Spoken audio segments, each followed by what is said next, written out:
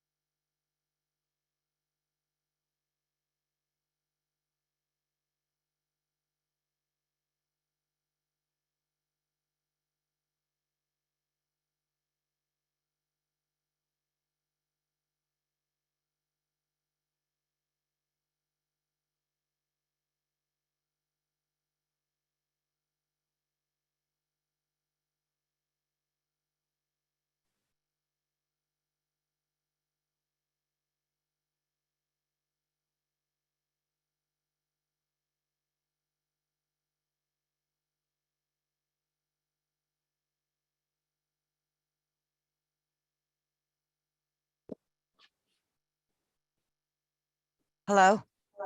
Hello, I can hear you now. Hi, I'm so sorry about that. I was actually on the phone with Katie. I was having a hard time getting the screen up, and then I lost all audio.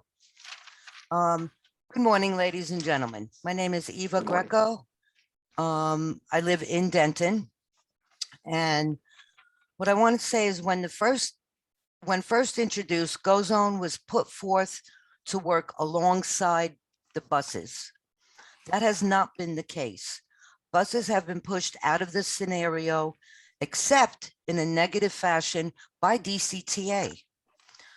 Also, from what I've been hearing, it will be proposed to extend the 75-cent fare to September and request public input on GoZone. It just seems like DCTA is sabotaging mass transportation. At some point, GoZone rates will go up and ridership will go down drastically.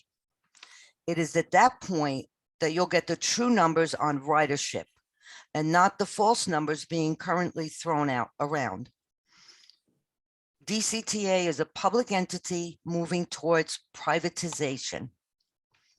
Mr. Suarez, you and I have spoken numerous times, both face-to-face and over the telephone. And I'm sorry, sir, but you have just lied to me. You've lied to me and you've lied to the public. And you continue to practice unprofessional, unethical, and deceitful practices. Shame on you, Mr. Suarez, and shame on this board for allowing this to go on.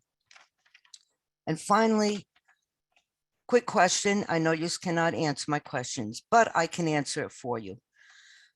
Next, where does a judge remove a board member and then replace that board member with themselves? The answer is the DCTA board. DCTA needs to be investigated for their practices.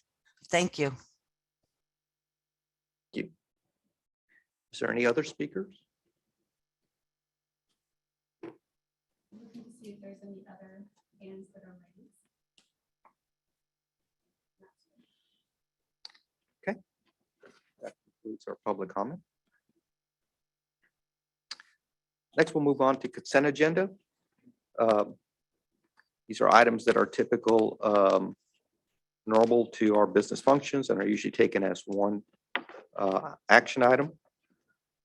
I have a note that we will table regular consent item 1 to be reworked by staff and brought back to us in the February meeting. And then I have a note that we want to pull item 3 for consideration. Instead of tabling item 1, let's just pull item 1 off of the consent. Just pull it for Yep. approval next month. Correct. Okay. pull item 1 and to be brought back next month. And then item 3 will be pulled for individual consideration. So is there a motion on item 2 and 4? I move approval of the consent agenda with the exception of items 1 and 3. Thank you, Second. Director McGuire, second by Director Costas. All in favor, signify by saying aye. Aye. Aye. All opposed? Items 2 and 4 approved. Now let's move on to item 3, consider an approval of Second Amendment to the ILA with Trinity Metro for extension of services at Alliance. Chair, I asked that this be pulled for a couple of informational points. The RTR funding is one-time funding, my understanding. I'd like to have a better understanding of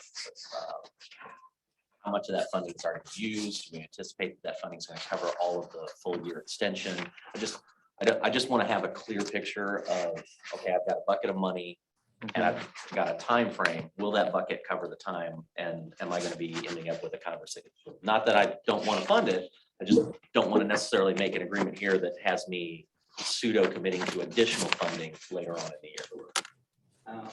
Happy to introduce the EVP of procurement and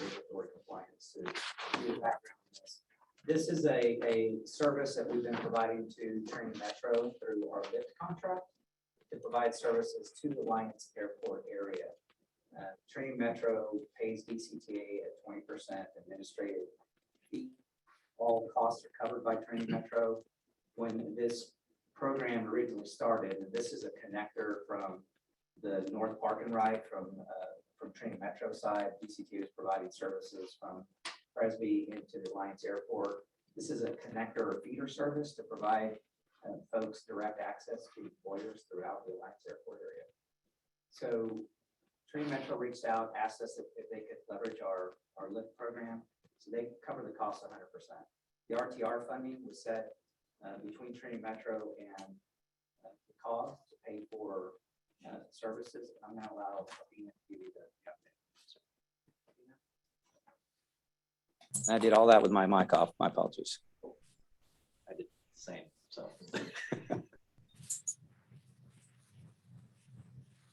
Athena? Good morning, everyone. I'd like to kind of address the questions that Mr. Gilmore had. The RTR funding is funding between COG and Trinity Metro. And currently they have used approximately $195,000 of that $500,000 that they were allotted. COG did extend the use of that funding through January of 23 for Trinity Metro to be able to utilize that funding to continue to fund this program. Trinity Metro is working on their own program and will absorb these services into their program sometime this year before this extension that we're asking for today expires in January of 23. So a couple of questions there. The agenda item says 250,000 and you just said 500,000. Am I to assume that half is to us and half is to them of that 500, or am I missing something? No, it's all of their funding. We don't get anything. And so they can utilize it to pay for these services. And that's what they're paying. They got a total of 500 grand over the 2-year period, and they did not utilize it. And so therefore COG is allowing them to extend it for an additional 12-month term. So this 250 that's on the agenda is the 1-year allocation of that. So you're giving me a 500K for 2 years.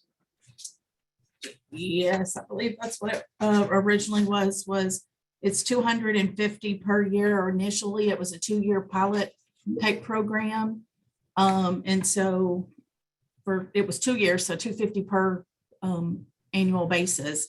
And so a total of 500. So they have not utilized that 500. They haven't even used the first allocation for the 1 year of 250. And we've spread that out since from covered 20, 21, and so far for 22. Okay. And our interlocal agreement dictates that Trinity Metro is responsible for 100% of the cost of the program. And based on the current burn rate, we're gonna be fine regardless. And then it's gonna be moving all to Trinity, so it's really not. I don't really need to worry about how they plan to fund that service after Right. this is done. So And thank you very much. Yeah, and if you also look in the amendment that was placed at your seats today in section 3.4, it does speak to that Trinity Metro will pay DCTA utilizing the funding or other Trinity Metro funds. So should they utilize all of that funding before the end of this next year, then they will pay us with just their general funds. Thank you so much. Okay. Thank you. Any other questions? Any further discussion on this item? Move to approve consent agenda item 3 as presented. Okay, there's a motion to approve. Is there a second? Second. Director Costa, second. All in favor, signify by saying aye. Aye. Aye. All opposed? That motion carries. Thank you. Now we move on to our regular agenda item. Number 1 is discuss and consider Denton County Transportation Authority Board of Directors election of officers. Mr. Chairman, the bylaws state that the board shall elect 3 voting board members. One is chair, vice chair, and secretary. With the resignation of Sam Burke, the secretary position is vacant, and a new member must be elected to fulfill the duration of Mr. Burke's term. Thank you. Is there a nomination on the floor for someone to serve as secretary? I would like to nominate Director Costa, if she is willing to accept that nomination. I will for staff, absolutely. Thank you. Any other nominations? I will close the nominations and we will then, by acclamation, then appoint Director Costas as secretary for the remainder. Is that sufficient? Yeah, it's going to To take a vote. vote. It will take a full Need a vote? second. Okay, so We got a nomination. got a nomination. Is there a second then? Okay, there's a nomination, second by Director Eads. All in favor of Director Costa serving as secretary for the balance of Sam Burke's term? All in favor, say aye. Aye. Aye. All opposed? Congratulations. Thank you. Item number 2 is then the presentation discussion of current rail station and transit-oriented development. We'll start with Raymond. Mr. Chair, thank you. I believe it was in October, November, we received a letter from Corinth requesting information with how they could potentially become a member of DCTA moving forward. I've been working and staff has been working with the city of Corinth on some engineering studies. It's been a while. There's new members here, new alternates. I thought it would be great for the city of Corinth to provide a briefing to the board on their transit-oriented development and economic development plan for the city of Corinth. At this time, I'd just like to thank you, Bob, for coming here and presenting on your behalf. Thank you. Thank you. It's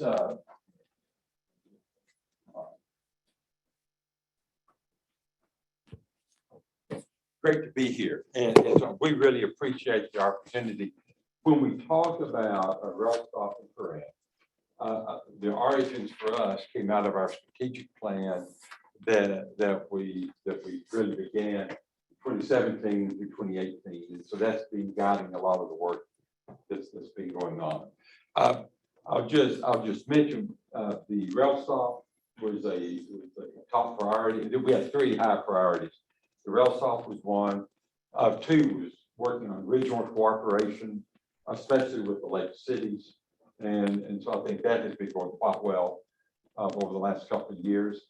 And then the 3rd was broadband. And so I just want to sidestep to that for a moment because the lake cities, of course, cities have been working together to secure a much better broadband service. So we, last night, all 4 city councils met and voted unanimously to about 21-0 to award a contract to Pavlov and then allow us to go ahead and go into the contract negotiation. And they'll bring fiber to the home of every home within the lake cities and will actually provide speeds of 1 gig up and down. So that's a tremendous step for us. We're looking on that for the construction to begin in this summer, and then we'll have service to all the communities by early 2025. So we're thrilled with that. So for us, the rail stop is just part of the development and the activities that are going on in our area. Just Corinth at a glance, we're sitting about 22.6 right now. A lot of growth going on, so that number's going up. Good household incomes and so forth. And a lot of the work that we've been doing in this is based on this map. City Hall is at this location. We got I-35 and NCTC located in that area. So what we're trying to do is create, if you will, a little bit more of a downtown for Corinth, and that's where we've been focusing. One key element is developing a park site to bring people into the community with a pavilion, and we provide entertainment, family activities. I'll touch on that in a moment. Got mixed use development going on up in that area, but one of the big features is we have 2 rail crossings here at Walton and North Corinth Street, and so the plan is to close both of those crossings and to move that one crossing to the north. And so we will be rerouting North Corinth Street, parallel with the rail line down to Corinth Parkway. Contracts are scheduled to be let for that project in April of this year. Same thing with the development of the park, construction of Main Street and Agora Way. So that's the activities that are going on. And then we're looking for a future rail station here. About 2 to 3 years ago, we worked with you and had LAN to do a study on the feasibility, and it showed that it did work. There was concerns about the crossings and so forth, and that's what precipitated the activities that are going on in that area. And so when we talk about the Agora at Corinth, this is kind of a sample of some of the mixed use that we're planning just to the north of the park. That will be done with Wolverine Development. The council's already approved that. One thing I could mention, to make a lot of this work, the city's actually gone in and bought all that land so that we're bringing in the developers, selling the land back to make it. So all that's in good shape. It's a good picture of the park. City Hall is sitting down here. This looks very similar to the park, the pavilion that you see in Irving, I believe. This is the pavilion, the open space, and we can go to the next one. And then so we've got the playground. We've got an interactive fountain, area for food trucks. And so that's where the activity will happen. Make it easier to bring people in. And we're calling that the Commons at Agora. Cover the 4 acres, so it's got all of these activities. Agora is a Greek term for gathering place. And so what we have gone back and we're trying to capitalize on the name Corinth. That's why the logo changes, picking up some of the Corinth architecture. So all of this is coming out of the strategic plan work and what we've been doing. Other very important aspect of this is working with NCTC.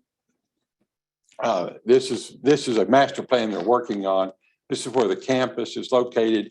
We're working with them to expand that campus south all the way to Walton Street. And that way the campus will blend into the rest of the mixed use development. So a lot of the retail and work. We've already acquired the land here. We're working with the cabinet shop about that relocation.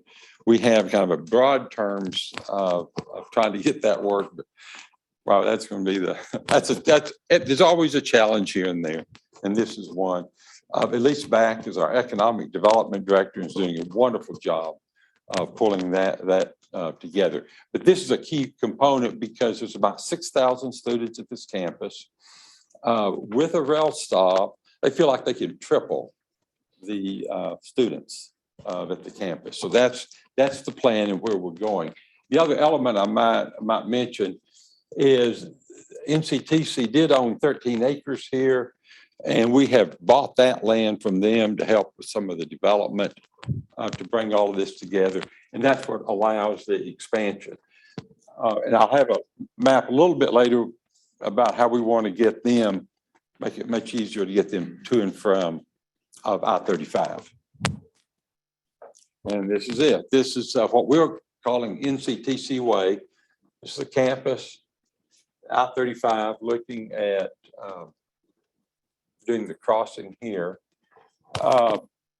We are in the middle of buying right of way for this. We've got 3 tracks. We bought 1 at this point, very close to 2, and then working on the 3rd one. So that's where we are. And so this is some of the crossings you see now on North Corinth Street and Walton's just on the bottom part of that map. This is the schedule we're on. Everything's in design right now. Looking for a council award in April so we can begin work. We want to have everything open by the summer of 2023. So that's, so you think about that, we'll be well underway with the broadband at that time. All these roads will be finished. So that's why we're excited about what's going on.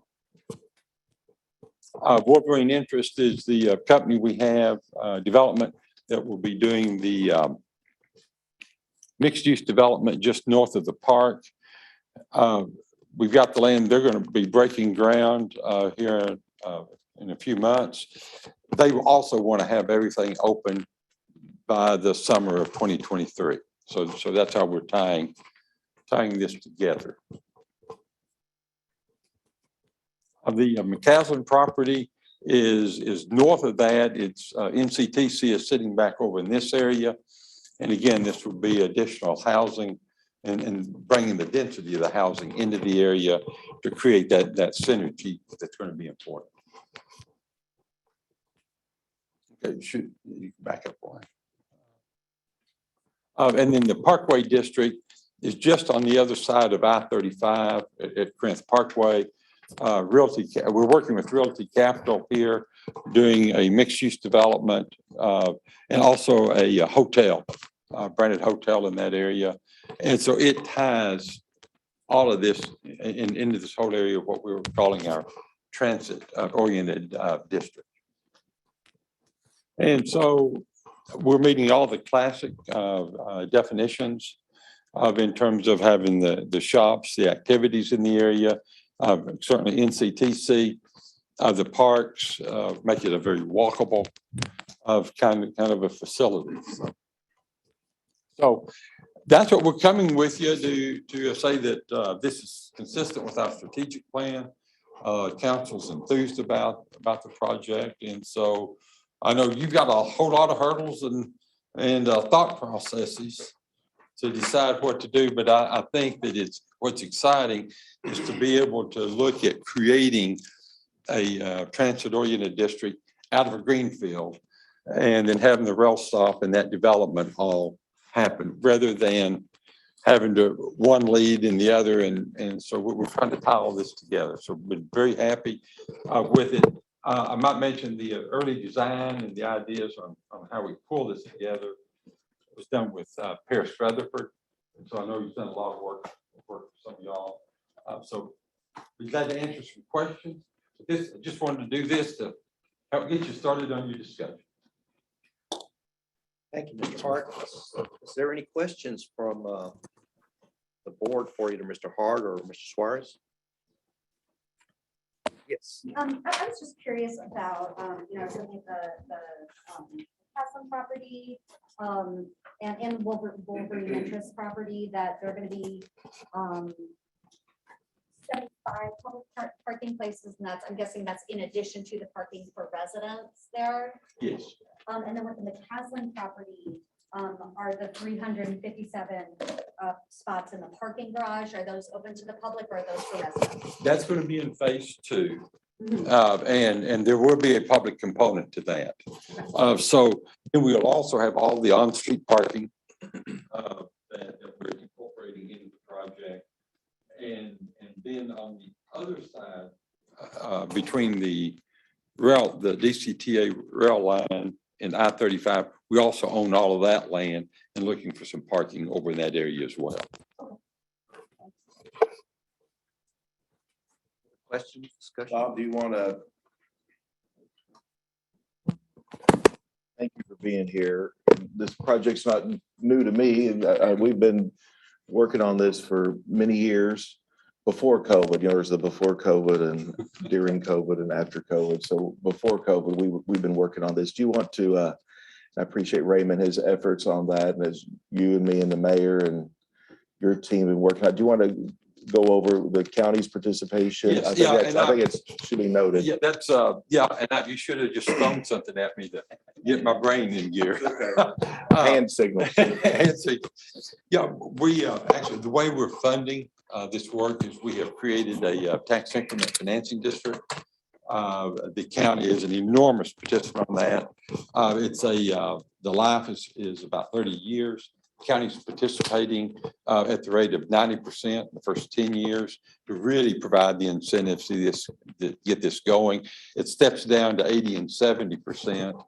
And it's really, that's what's made so much of this possible, because that's what's funding a lot of the infrastructure over the long term.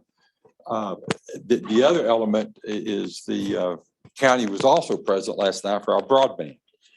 And so we've got a lot of coordination going on there with Commissioner Marchant and then with Jody and Eric from the staff to make all that happen. So all of this happens, everything you see going on in Corinth is happening because of the influence and the assistance of the county. Yes, sir.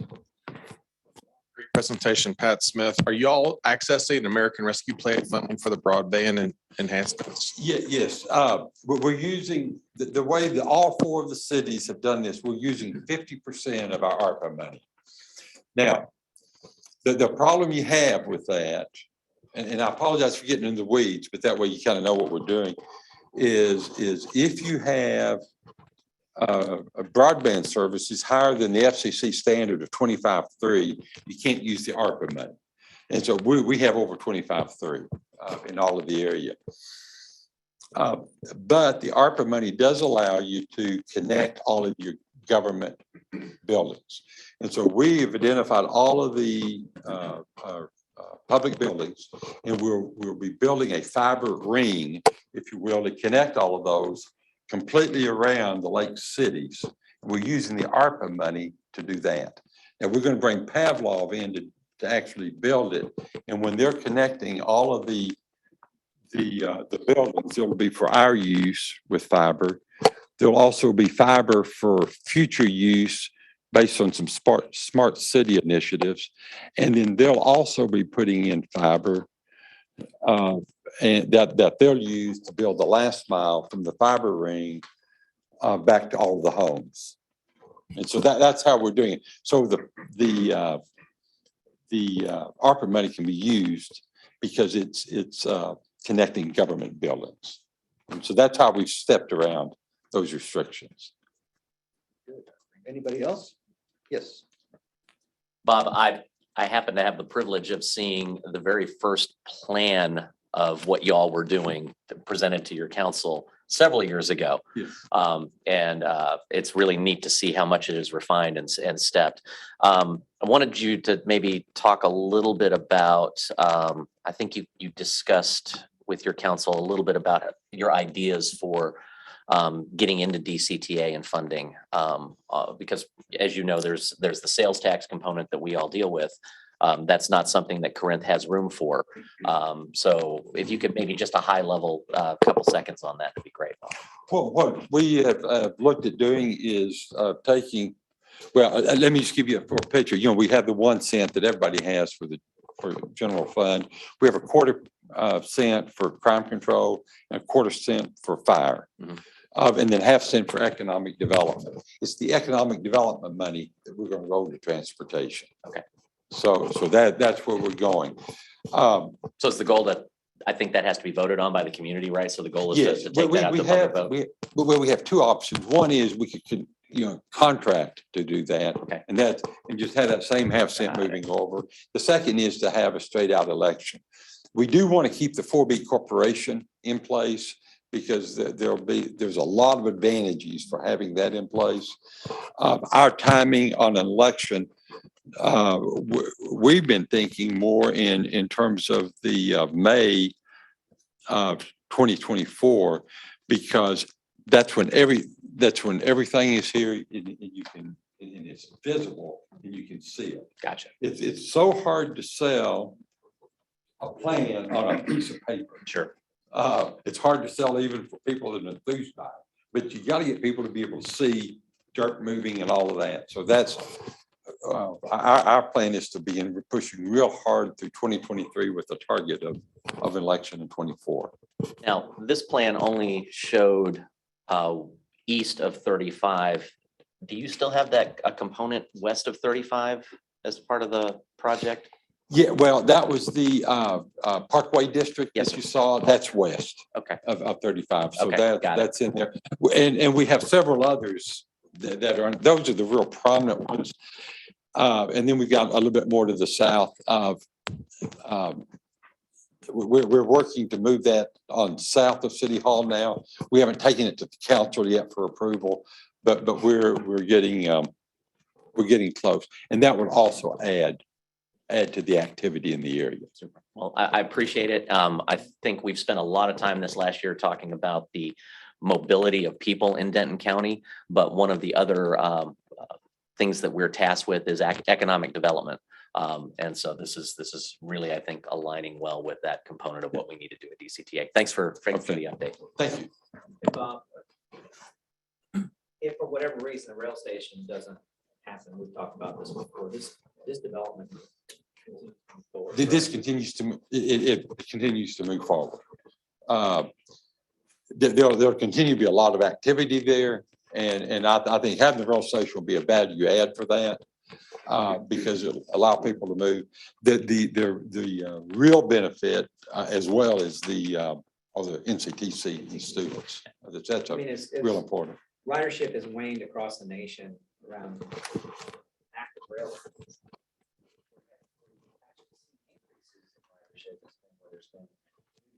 New rail lines coming online, the partnerships with transit agencies working with cities to do infill stations.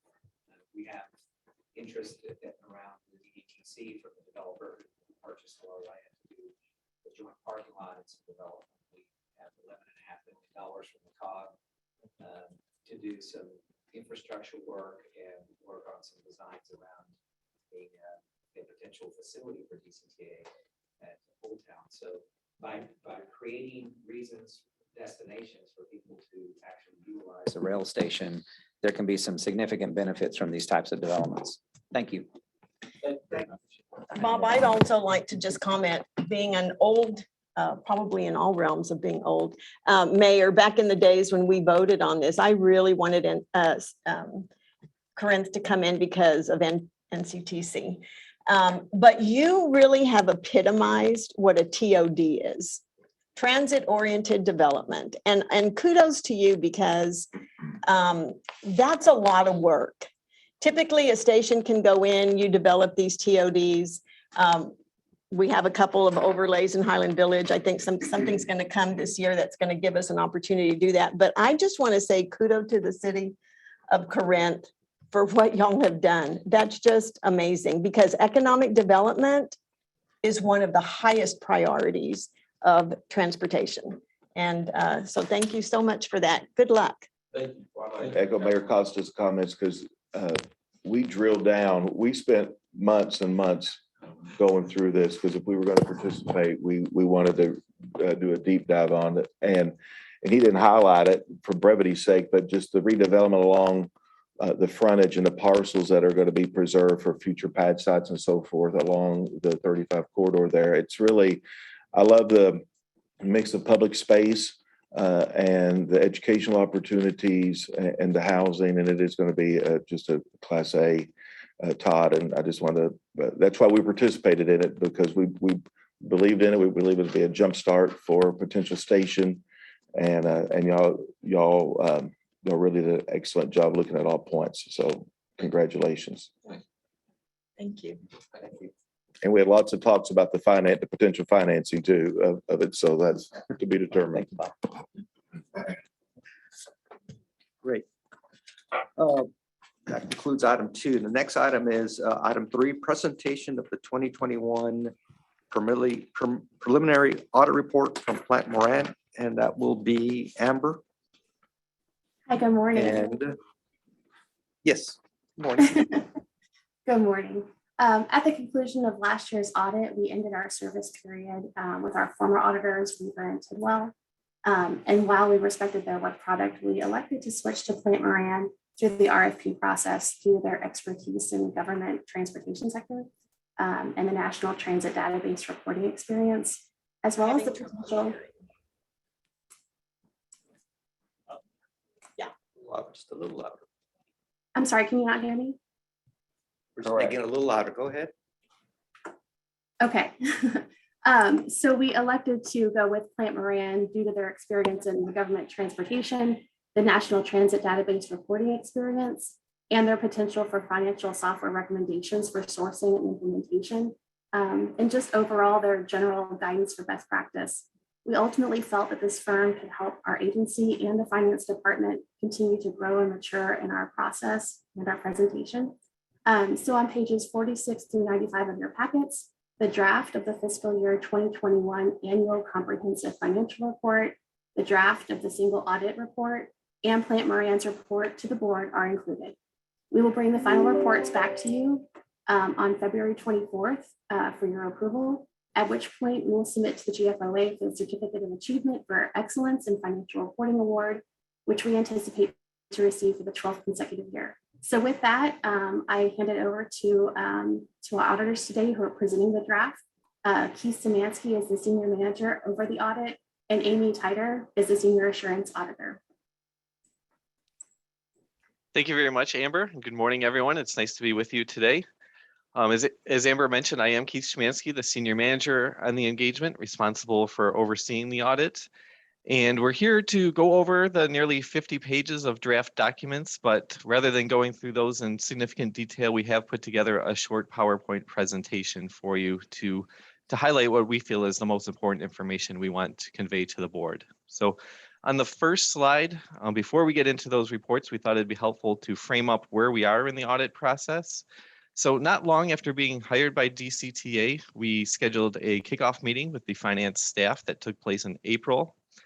A couple months later, in June, we had a one-on-one meeting with the board chair at the time, and then we came to the entire board in their July 22nd meeting to go over our pre-audit communications for this year's audit.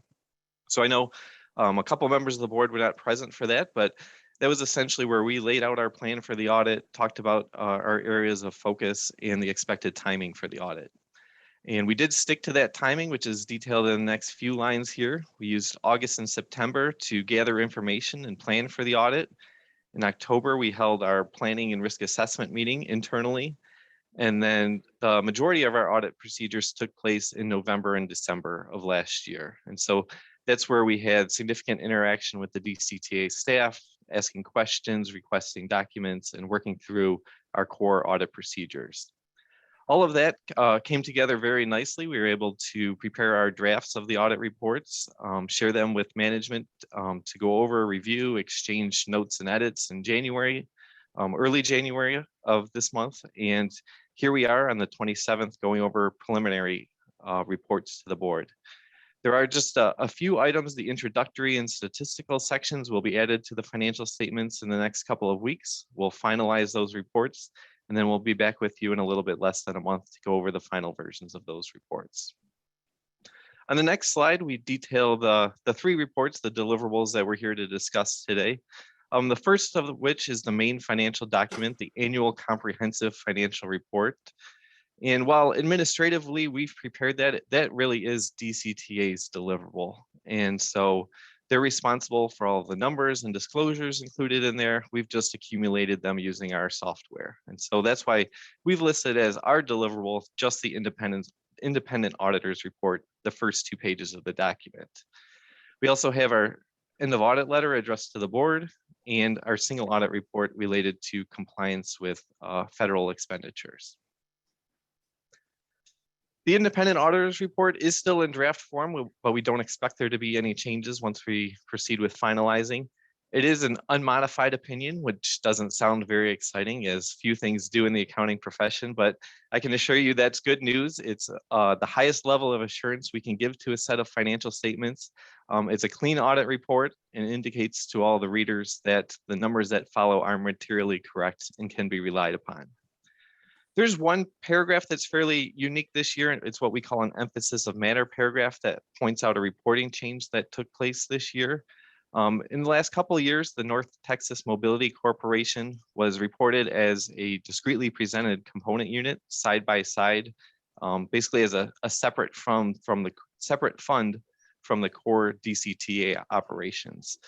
We got into the nitty-gritty details of the accounting standards this year, and we proposed to DCTA, and they agreed that the more accurate presentation in the front statements would be to combine the two as one fund and then show the detail in the footnotes and then separate budget to actual statements in the supplemental information. So that had no impact on the bottom line numbers themselves. It was purely just a presentation change to show them on a combined basis. With that, I'm going to turn it over to Amy to talk about a few of the financial highlights. Thanks, Keith. Hi, everyone. As Amber and Keith said, I'm Amy, and I was the senior on the engagement this year. You all have a draft of the financial statements in front of you, but to summarize, I'll go through some of the highlights for this year. The first thing to note is that approximately 20 million was added to net position or equity this year, which is great to see. Contributing to this, sales tax revenue, which is the authority's largest source of revenue, increased by about 5.5 million or 18%. On the other hand, you'll see that operating revenue, which is made up of passenger revenue and contract services, decreased by about 708,000 or 15% from last year. But grants, which are another major source of revenue for the authority, saw a 728,000 increase or 4% from last year. Lastly, positively impacting net position, operating expenses decreased by about 1.4 million or 3%. Going to the next slide, I'll briefly cover the balance sheet. We're happy to report that DCTA has a strong balance sheet when looking at assets, liabilities, and what's left over in reserves. There is 69 million of unrestricted cash and investments, which can be used to pay off current liabilities or other needed expenditures. There's 22 million of long-term debt and a net position of 362 million. One thing to note here is that 284 million of this total is the net investment in capital assets, which means that this amount is no longer available for operations. However, there is a $78 million component that is unrestricted, which means this is available to use as needed. Lastly, here, this last bullet, another important thing to highlight is that both bonds DCTA holds were refunded during the year, and this saved the authority over 2.7 million combined. Next, I'll briefly cover the reports to the board before turning it back over to Keith. You should have this letter in your packet as well. There are two sections to the letter. The first is required and essentially a follow-up to the pre-audit communication that we sent to the board members at the beginning of the audit. We presented it. We're happy to say that there's nothing outside of the ordinary to report to the board. Basically, this first section really illustrates how we get to our unmodified opinion that Keith noted earlier. We note that there were no disagreements with management, no corrected or uncorrected misstatements, and no significant findings or issues. The second portion of this letter is where we like to provide other items that may be useful and informative to the board. You can see we have bulleted some of the items we discuss in this section, including Plant Marin's COVID-19, Resource Center, cybersecurity, etc. We won't be covering any of these items in detail today unless there are any specific questions though. And with that, Keith will take you through the single audit report next. Thank you. Our third deliverable is actually 3 reports in one. We have independent auditor reports on the schedule of expenditures of federal awards, which lays out all the federal spending for the last year, a report on internal controls over financial reporting, and a report on compliance with major programs, which is where we test DCTA's compliance with the federal transit cluster regulations.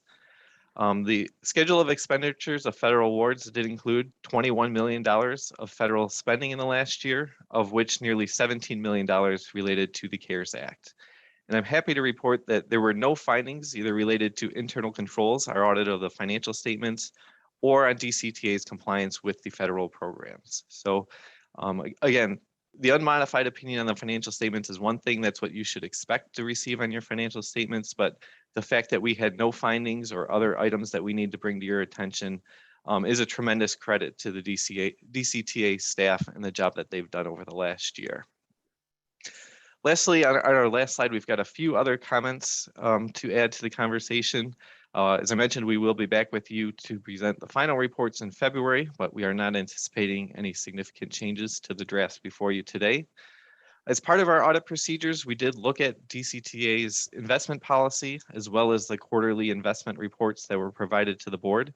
And we noted no errors or exceptions in any of those reports. As Amber mentioned, a third piece of our audit will be the National Transit Database agreed upon procedures. Those are due at the end of May, but we anticipate doing those well in advance of that deadline and delivering those to the authority in the coming months.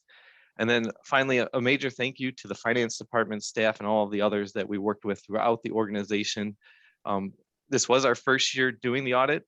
Sometimes that can be a challenging situation for the auditee in that we're asking a lot of questions and requests that may be fairly new as we look at things from a different angle or review what's been done in the past. And everyone was extremely helpful, knowledgeable, and great to work with. So we found it to be an overall experience, and we hope that your staff did as well. So with that, I will turn it back over to the chair, and we'd be happy to entertain any questions if there are any. Thank you very much, Keith. Is there any questions for any of our presenters today? Yes, TJ. Thank you, Chair. I'd like to talk about this emphasis of matter paragraph. And Joe, I think this may be relevant to have your input on. We spent a lot of time disengaging and making sure that there weren't connections between NTMC and DCTA in order to create transparency and make sure that we have a legal firewall. Does this not erode or degrade that? Because they're a local government code, I don't see, from the presentation today and what's being presented today, I don't see a concern with that, but that is definitely worth taking a look at to see if there's any additional concerns with it. With it being presented in that manner in the packet. Yeah, I don't. If you guys could go back and review that, if it's one of those things where we can split it out and continue to keep a strong firewall, that's great. If from accounting standards, we have to do it this way, fine. I just would like to make sure somebody takes a good look at that. And the firewall was really for that, for the employment purposes. So as opposed to the accounting, but we'll absolutely take a look at it. But you know, you lawyers, and if there's a hook somewhere, right? Correct. Always. So that's okay. I just want to make sure we're protected on that. Point taken. That's all I have. Thank you for the audit. Appreciate it. Any other questions for our presenters? Yes. Not a question, but I just want to thank the folks at Plant Moran and Marissa and the rest of the folks on the DCTA staff who worked on this. It's really refreshing and reassuring to hear that everything was right on the first try, and there weren't a lot of corrections that needed to be made. Thanks. No, I think it's great that we got a thank you. I think it's great. No findings is a very strong statement. So thank you all. Anybody else have any comments? If not, thank you very much. I'm sorry, Chair. Yes. If I could just mention one additional component, which is on pages 80 and 81 of your packet. It's one of the final schedules in the draft of the ACFR right now, which is a supplementary schedule of budget to actual.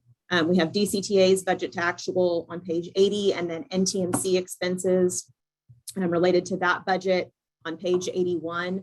And this was an optional report that we could add into the report or not. Amber and I felt like it was kind of a tie-up of the monthly reports that both the DCTA board get and the NTMC board in terms of that budget to actual variance, so that the NTMC board can see as well where NTMC expenses ended up for the year. But absolutely, we'll circle back. When we first created NTMC, of course, we met with Joe and then Weaver at the time to kind of discuss all of this, but certainly it would be great to have an additional conversation with Plant and Joe's team and kind of make sure we're all on the same page as far as those delineations go. Thank you. Yes, Raymond, yeah. Thank you, Chair. I just want to thank Marissa and her team for doing an exceptional job. As you know, we're a small staff.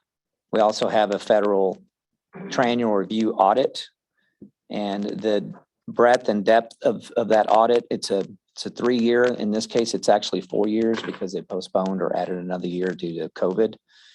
But we've been busy, the entire staff, including myself, preparing for that audit on top of this one. I had an opportunity to interact with the audit team from Plant Moran. They were very gracious and also thanked our staff for how hard they worked, how quickly they provided information, and suggested that it's not something that they see that common with organizations that they deal with. And it's just a testament to how hard and professional this group is, how hard they work, how professional they are. And just want to offer my thanks to you, Amber, and the rest of the accounting team. Thank you. Anything else? If not, thank you again, staff, everyone, for the great presentation. Now, at this point, the next item is item 4, but before we do that, I'd like to go ahead and convene an executive session.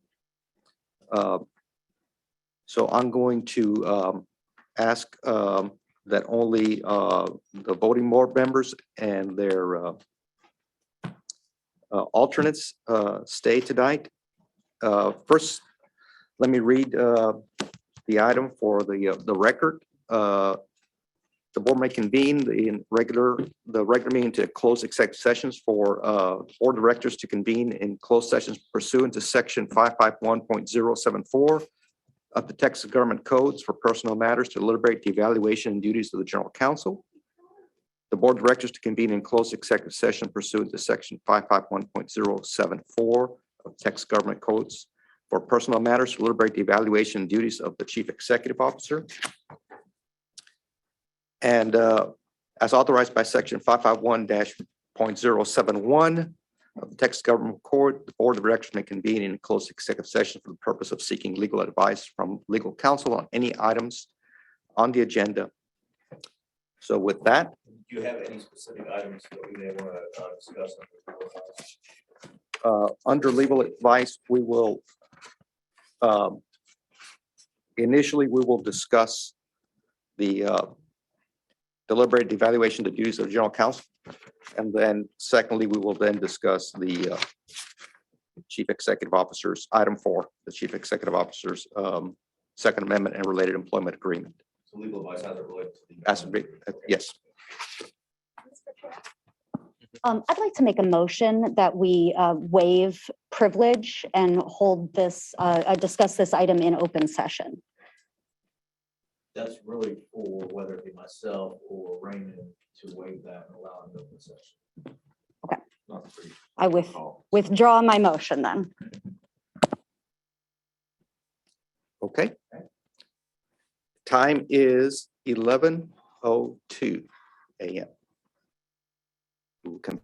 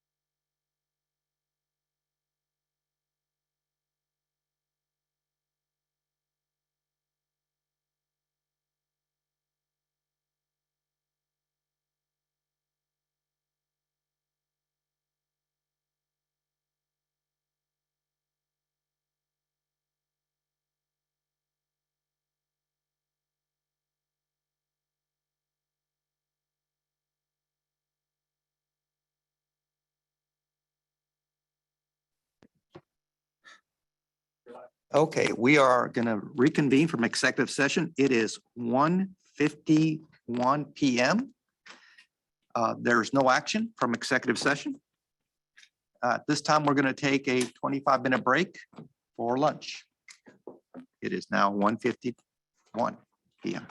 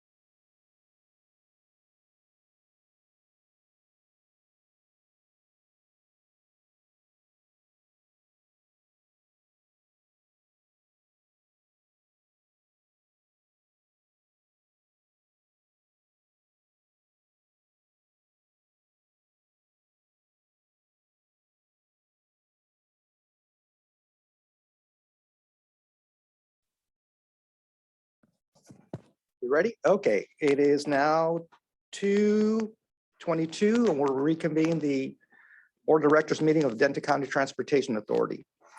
On item 4, we're going to pull that item and direct our attorney to prepare a package as we discussed.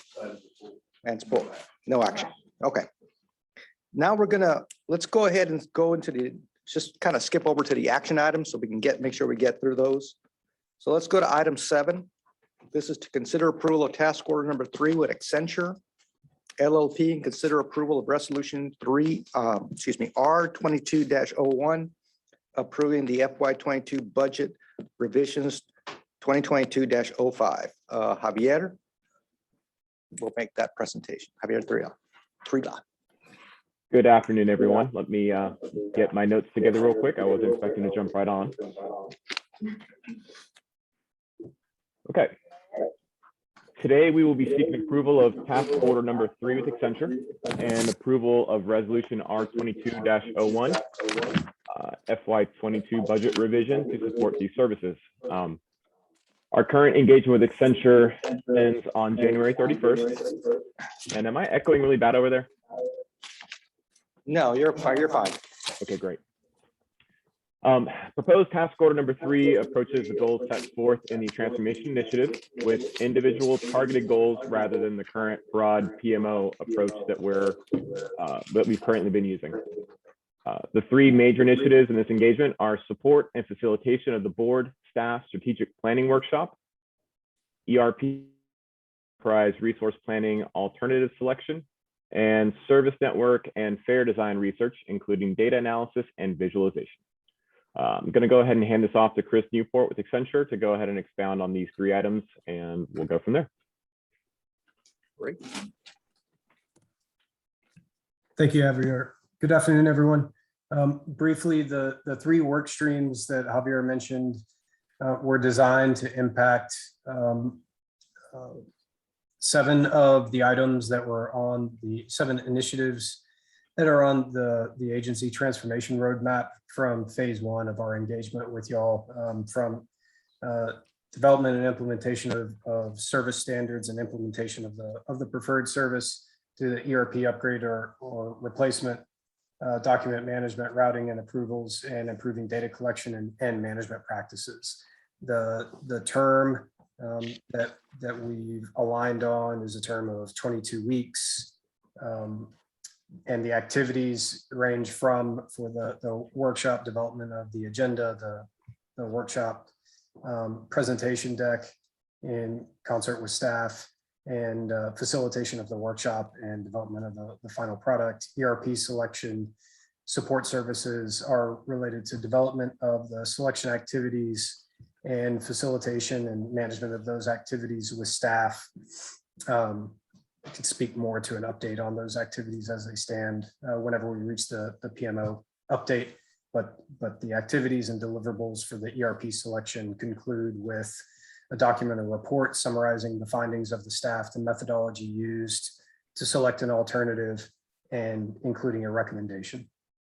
And then lastly, the service and fair design and recommendations is designed to run from February 1st or whenever, if the board determines to execute that contract, and culminate with a recommendation developed in concert with staff and external partners for service and fair adjustments as described on the timeline from the December meeting.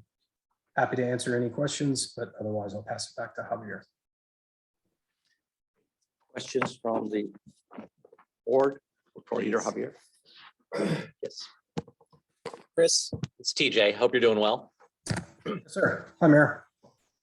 I do have a couple of questions I'd like to go through regarding task order number 3. Some of the language made me feel like there was a miscommunication. I don't think we requested that Go Zone replace all bus service, but we have asked what mode can most cost effectively carry the ridership. So if the ridership is significant enough, like on Route 7, to justify fixed route, I mean, I know I would. I assume this board would support keeping Route 7. on the low ridership routes where we're spending a lot of money running empty buses, then I think we should look at replacing that route. But the language made it look like you guys were exploring just the complete removal. And that was on 106 service design. Understood, Mayor. The intent would be to not presuppose an outcome at this point.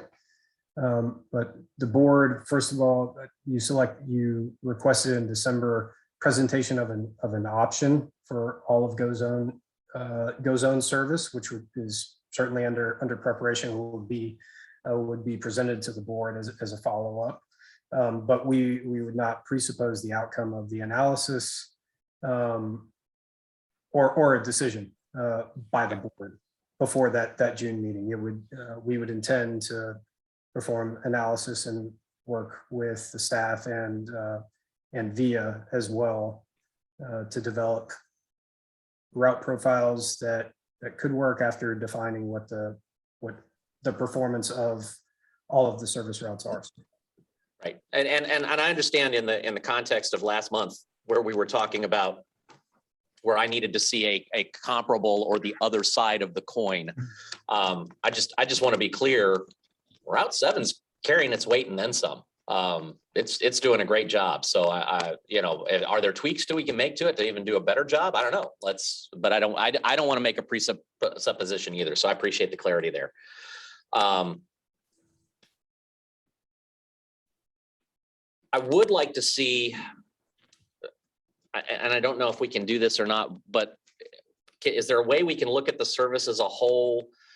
For example, we're using VIA on Sundays to fill the gap when the bus service isn't running. But would we be considering doing the same on Saturdays, since the bus ridership numbers on Saturdays are always really, really low?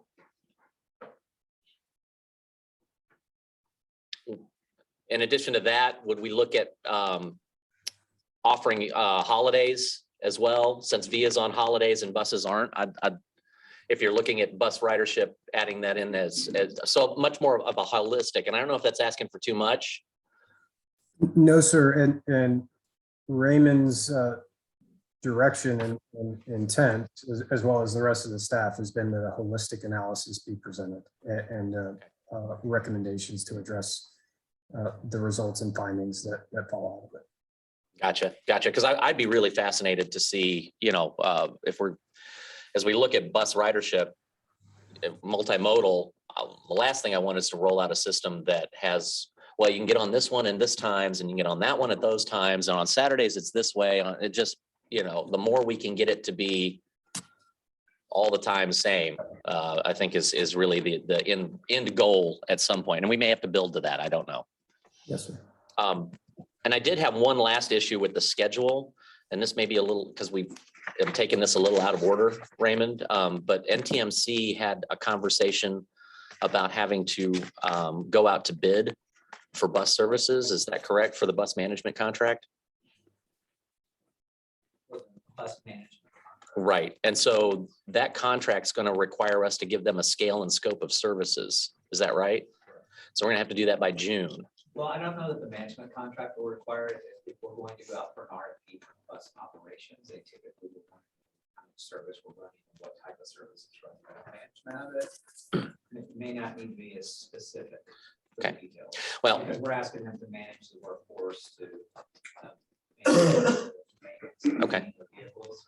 So that's the management contract, to go out for RFP for the actual service to maintain the vehicles.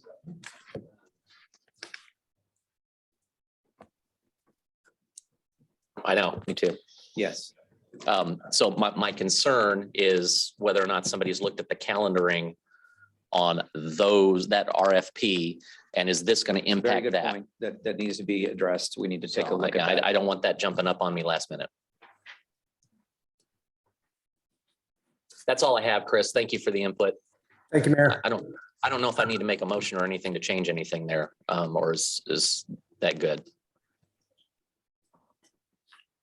I've captured the feedback, Mayor, and if Raymond, sir, would be happy to modify the the language to be clear that analysis would be holistic, comprehensive, and You're approving the task order for an amount and the functions. We'll have to go back and look at the description of those functions and modify those. Chris just mentioned that he's willing to do that. So. Okay. Okay, thanks, guys. Appreciate the work. Any other Problem. comments from anybody else? If not, I will entertain a motion. Move to approve task order number 3 with Accenture. And next Motion. slide, please, so that we can go ahead and also have that information in front of us. Thank you. No, thank you. The, Move to approve with Accenture with a budget revision amount of $447,000. Second by Director Eads. No, there's no further discussion. All in favor, say aye. Aye. Aye. Opposed? Hearing none, passed unanimously. Let us move now to jump down to item number 9.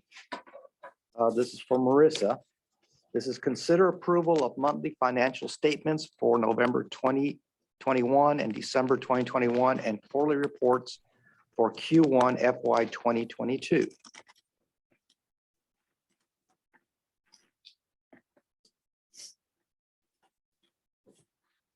The financials are included on in your packet, starting on page 123.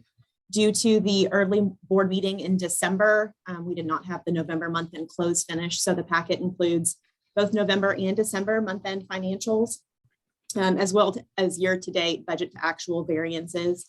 The memo on page 130 notes the year-to-date variances between budget and actual for December. Nothing major to note. One item to note on the capital projects budget report on page 136. We did change the format just slightly to show the amounts of the TRIP program that have already been utilized in the previous fiscal year to show what amount is left that has not been paid out to the member cities. On page 137 is the memo related to the investment report. If you'll go to the next slide, included in the investment report is a snapshot that just shows how our portfolio is broken down between overnight funds and longer term investments. In accordance with our investment policy, we don't have any investments that are longer than a 2-year maturity. And most of our investments right now are fairly short term just because of interest rates. We have historically only invested a portion of the reserve fund so that we had all of our additional excess cash in liquid overnight funds to be able to utilize whenever we needed them. Due to the additional influx of CARES Act and ARP funding, as well as sales tax, we have not reflected here, but in the month of January, we have started investing just a small portion of our excess cash in addition to the reserve fund. And so I was just going to share on the next slide, shows a benchmark comparison of our portfolio yield compared to some maturities of different lengths. And so our portfolio as a whole is averaging, as of December month end, a yield of 0.04% or 4 basis points, which is obviously rather dismal. But I did want to share the 2 purchases that we've made. In January, we're at 35 basis points and 42 and some change. So we are looking to start diversifying some of that excess cash, still fairly short term should we need to utilize those funds. But I did want to share that. And then the quarterly grants report starts on page 154. On the next slide is a snapshot of that funding. And it just shows these are all of the executed grants that we have available. These are all on a reimbursement basis. So we draw down the funds for these as we expend the funds. And then included in the memo is some additional information as it relates to grants. Specifically, I did want to call out, there's some explanation about the triennial review on page 155. as well as on page 156, a table of our funding that is not yet executed, but is kind of in the works, pending additional programming and conversations with FTA. With that, I'm happy to answer any questions. And if there are no questions, then we would ask for approval of the monthly financials and the quarterly reports.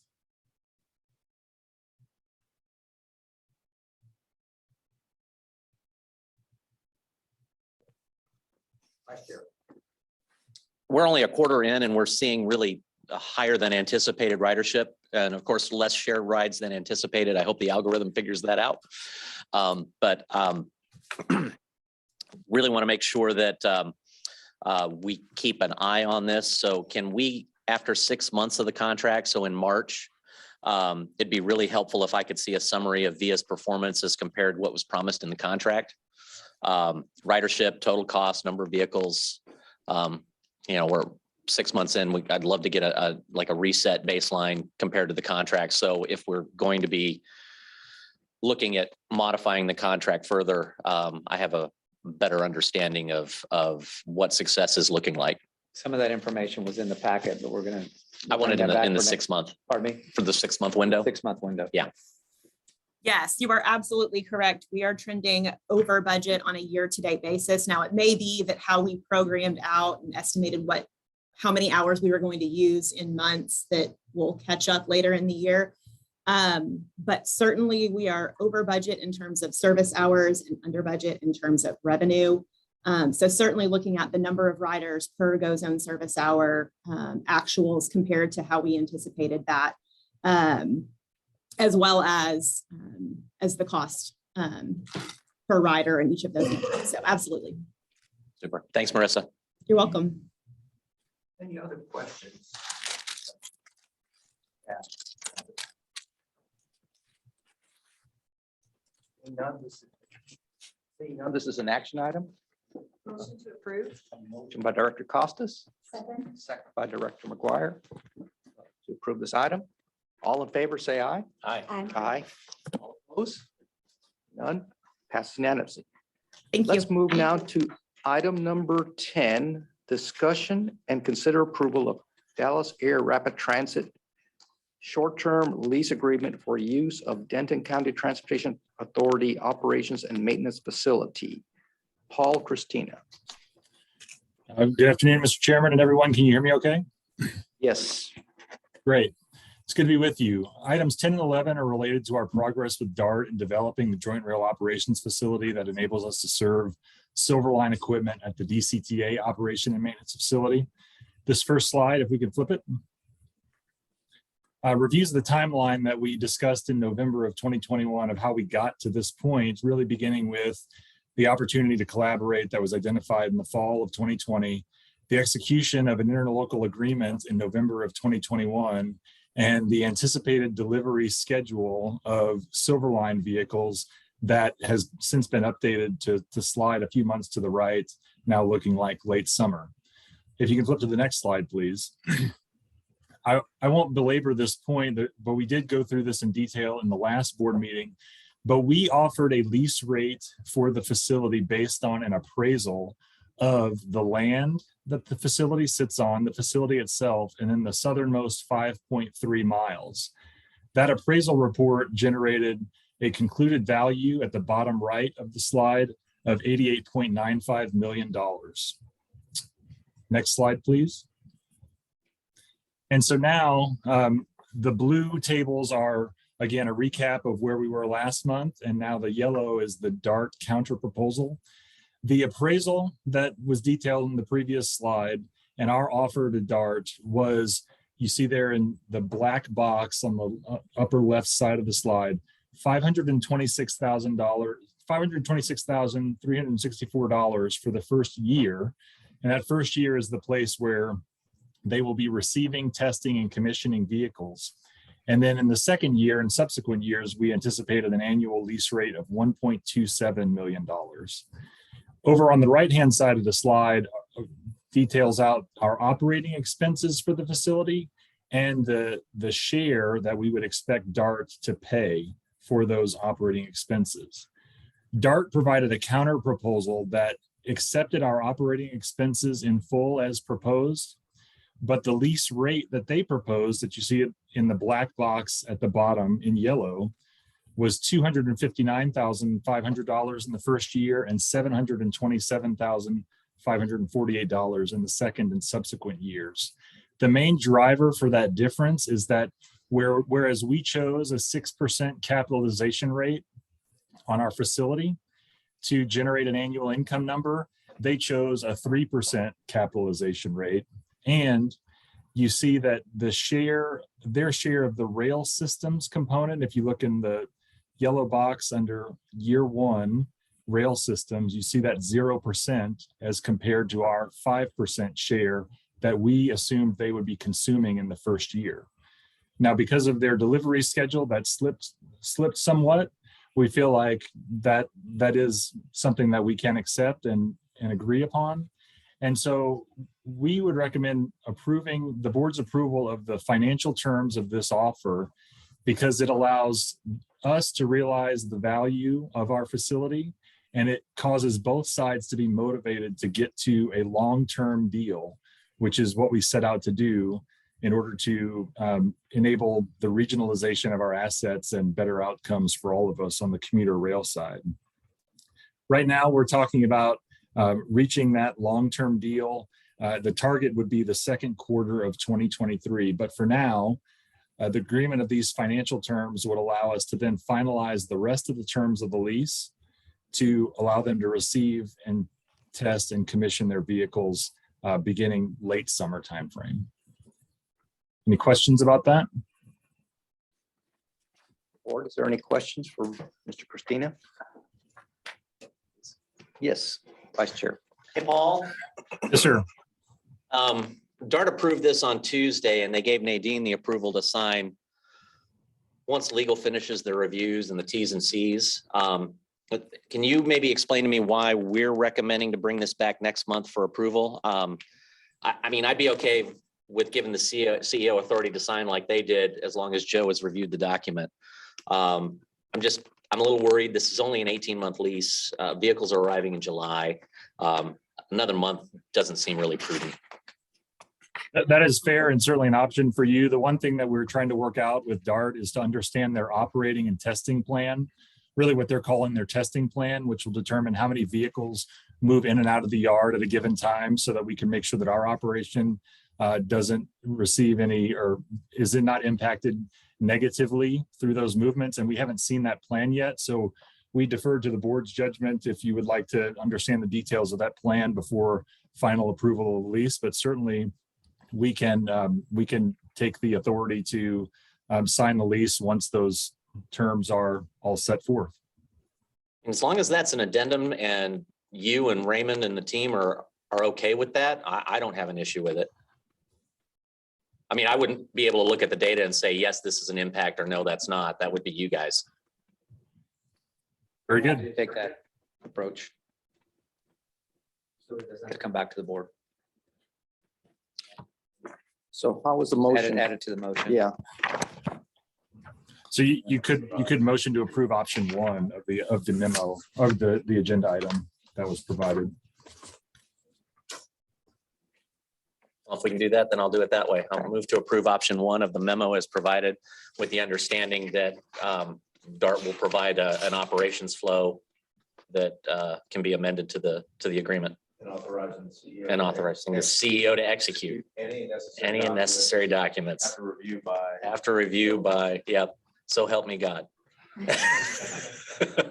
Is there a second? Second. Okay, we have a motion. You have a second. You want to repeat it? I do not want to repeat that. Does everybody understand the motion and the second? All right. All in favor, say aye. Aye. Aye. Opposed? Passes. Thank you, Joe. Thank you, Paul.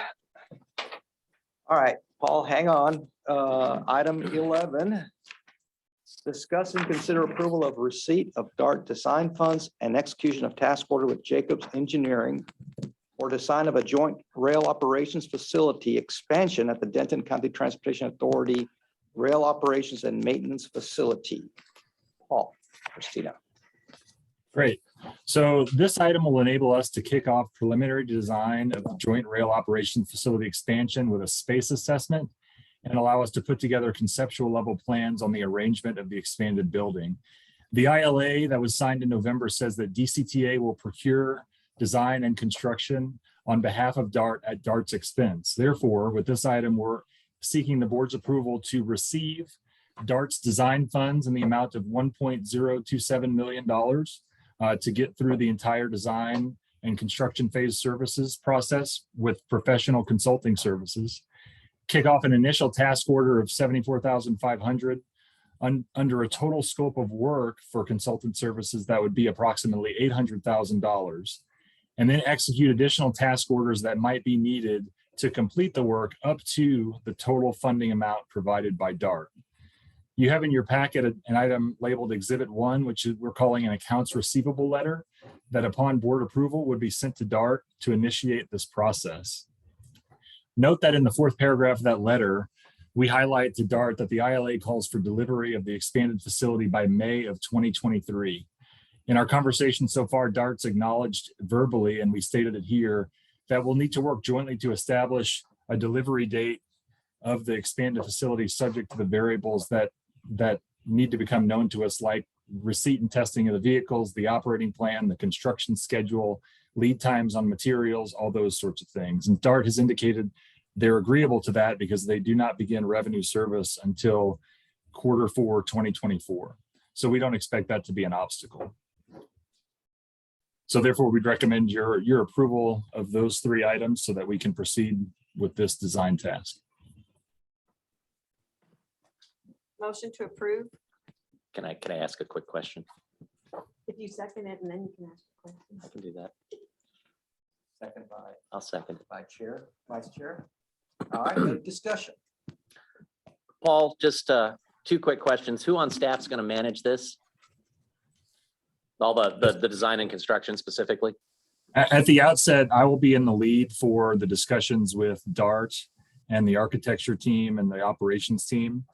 And then we anticipate bringing on a project manager either through a consultant services or through the addition of a staff member that's currently budgeted as an open position. Likely the former, a consultant resource to help with the plant once the plan's production is in full force. Okay. And then Jacobs, do we already have a contract with them? Is that why? Yes, sir, we do. We have an open-ended consulting services agreement with them, and this would be a task order under that contract. Okay. The reason I ask is that there's been some hubbub in the community that they've not been performing terribly well on a couple of DCTA projects that are currently in process. And so I do have some concerns. But if you guys have got clarity on that, then that's fine. And since I already seconded this, we're already down the road. But that does raise a little bit of a flag for me. I appreciate that feedback, and I will keep a close eye on it. Appreciate it, Paul. Any further discussion on this item? If not, we have a motion and a second. All in favor, signify by saying aye. Aye. All opposed? Motion carries. That concludes all the action items. So I'm going to circle back. And so for the rest of the board, we did this on purpose so that some of our board members may need to leave early. The rest are going to be just discussion items. There'll be no action on these. So I'm going to circle back now to go with number 5 because we skipped. It says discussion on it. If I need to go, if I need to do 8, I can do 8. Okay. Otherwise, then let me just go back and just go in order starting from 5. Review and discuss project management office activities with Accenture LLP. Chris Newport will be the presenter. Good afternoon again. Okay, if we could move to the next slide. Good afternoon, everyone. I'll attempt to be brief and rather than work through each of the bullets that were included in your packet on the status update, I'd like to focus primarily on an update of the ERP alternatives selection work stream.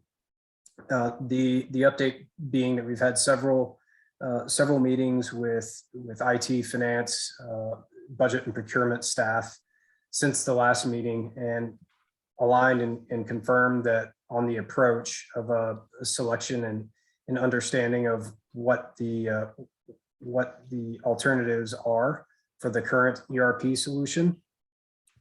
Staff has been working to put product overview demonstrations from 4 vendors that have responded to a request for information document that DCTA distributed to those vendors. And the demonstrations currently are targeted to occur second and third week of February, in any event to conclude by the end of February. And the intent is to be able to provide the board with an update on those initial findings, which will not have concluded in terms of selecting an alternative at that point. But I do think that we're making good progress on that and aligning on the activities that will occur over the next number of weeks to ultimately identify a viable alternative to the current situation. And I wanted to highlight this just to recall for the board the number of activities that are currently conducted manually by DCTA staff.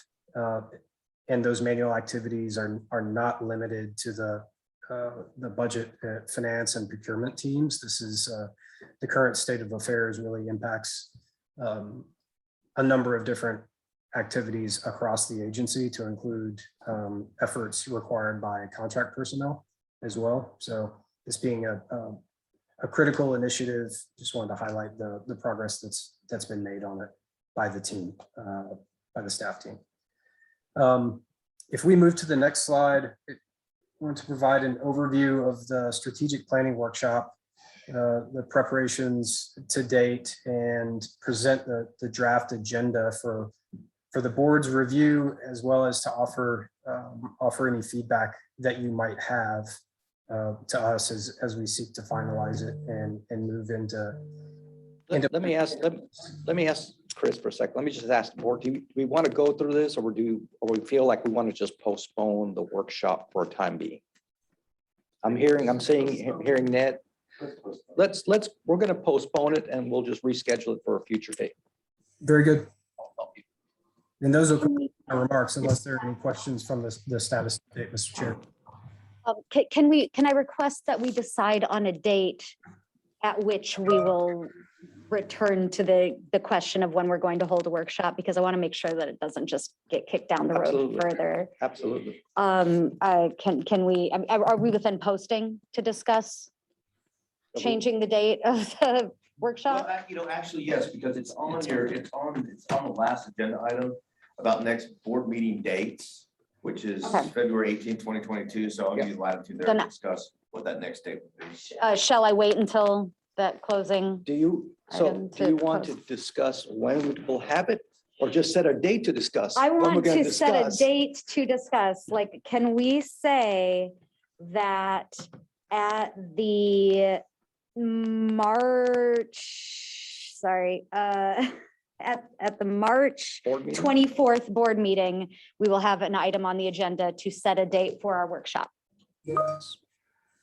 Sounds fair, reasonable to me. I've seen people shake their heads saying, okay. That's perfect for an item on future agendas. Okay. I'll bring it back up. We'll bring that up. I'll bring it back up. Okay, perfect. I just want to make sure it doesn't get lost.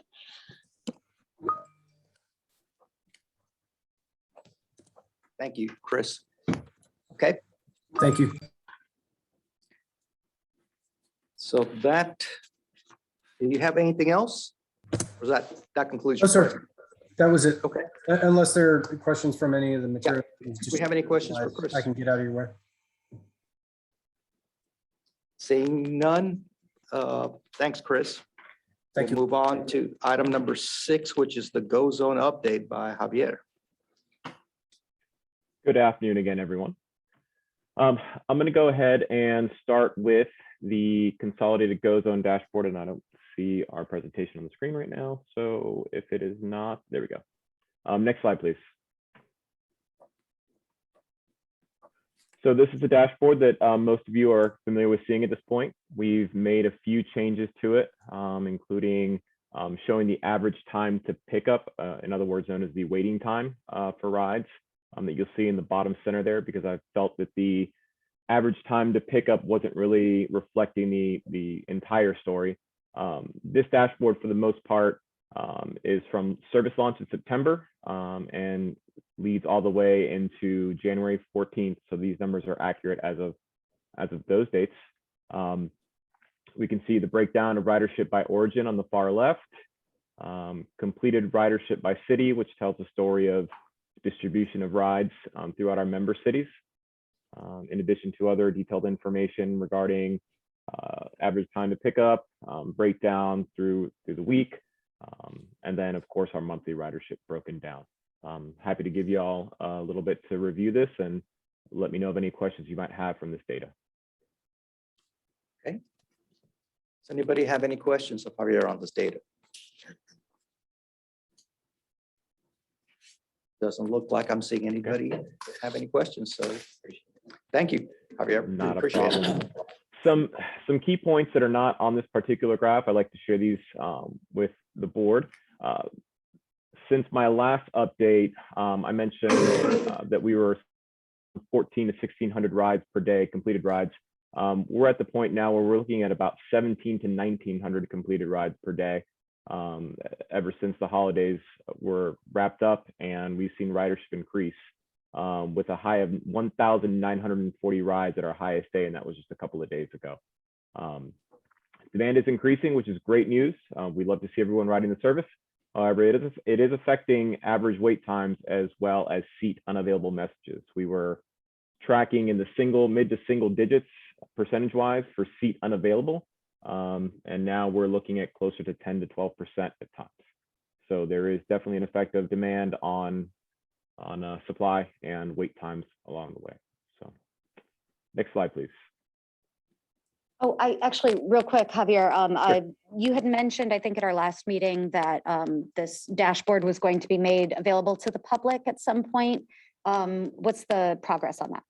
Sure. Actually, in the task order with extension that was approved, part of that process is going to be transferring this particular dashboard over to staff to go ahead. It's going to be some knowledge training and some additional licensing that we need to purchase.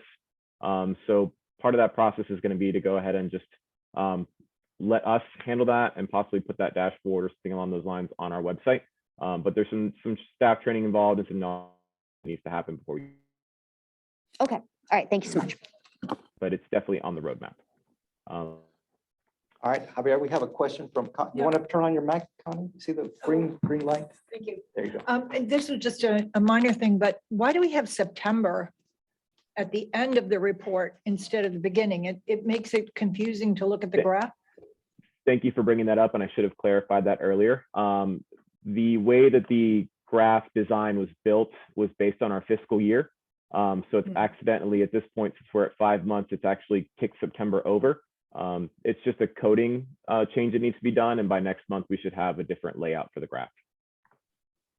Thank you. Thank you. Any other questions? Okay. Back to the next slide, please, then. Thank you. Castle Hill service launched successfully on January 19th. It's very early to really be looking at ridership numbers. We've had a few rides out of there, but not a whole lot to discuss other than the service is launched successfully and we're good to go there.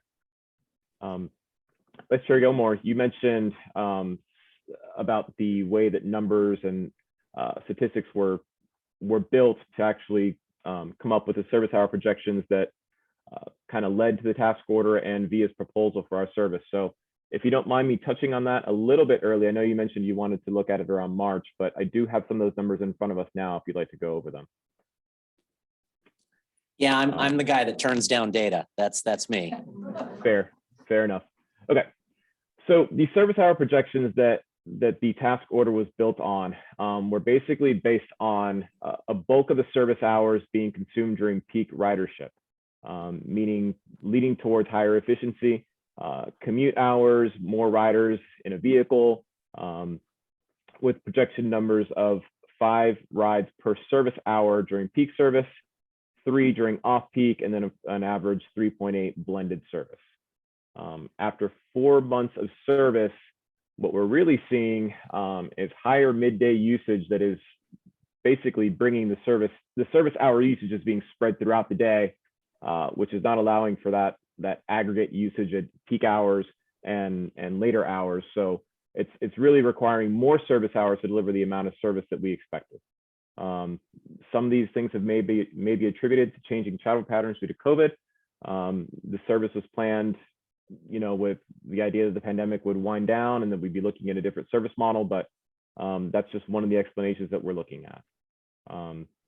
The metrics as of December 21 are showing that instead of 5.0, we're looking at 3.5 rides per service hour during peak service, 2.5 off peak, and then a 2.8 blended number.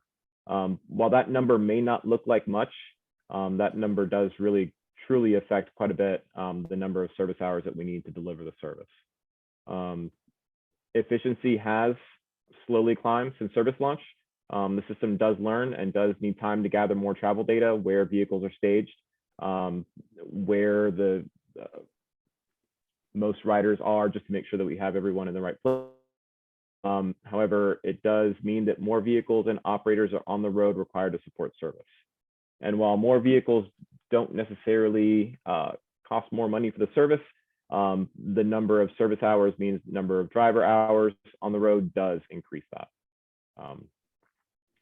That being said, hours, and we've already mentioned this a little bit on Marissa's update, the service hours required to support the current level of service are trending towards exceeding contract value.